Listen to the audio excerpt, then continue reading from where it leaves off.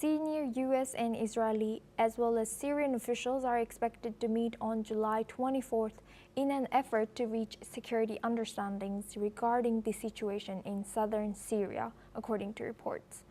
This will be the first meeting between the parties since the crisis erupted last week in the city of Sweida in southern Syria last week. Reports suggest that the meeting will be chaired by U.S.-Syria envoy Tom Barak, who has been mediating between the parties in recent weeks. The meeting is expected to focus on security arrangements in southern Syria and on increasing coordination and communication between Israel and Syria to prevent crisis between these countries. Now we are joined by Ross Feingold. He's a political analyst joining us live from Taipei. Thank you, Ross, for joining us today. Good to see you. Now, this meeting represents the first high-level dialogue between U.S., Israel, and Syrian officials. Now, how significant is this development in terms of regional diplomacy? Certainly, it's significant that they're talking. I mean, historically, interaction between Syria and Israel, or their governments, was basically non-existent.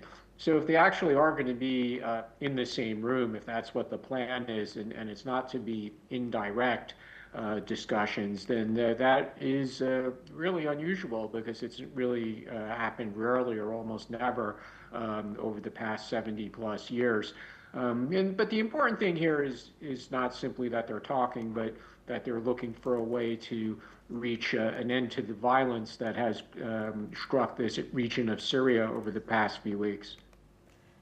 And now, do you think that mediation, how effective is the mediation role of U.S. between them and Tom Barak that will be facilitating this dialogue, particularly considering the historical mistrust between the two parties that are involved?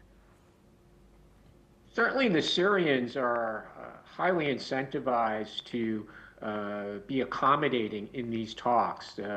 They want support from the United States. They want the United States to continue to say favorable things about the new government, which the United States and Tom Barak have been doing, actually. And of course, there was the meeting between President Trump and the new Syrian president earlier this year. So Syria wants more positive signals to come out from the U.S. government towards their new government and potentially other types of assistance. Generally, Israel will also try to please the United States. It's unusual for Israel to ignore or to buck the United States. However, we have seen even in recent weeks, there have been several examples or several situations, including in Syria, where the Netanyahu government has been willing to take action, notwithstanding the objections of the United States. But generally, both sides here, both Syria as well as Israel, they're not looking to be the difficult party in the room. They both want to please the United States.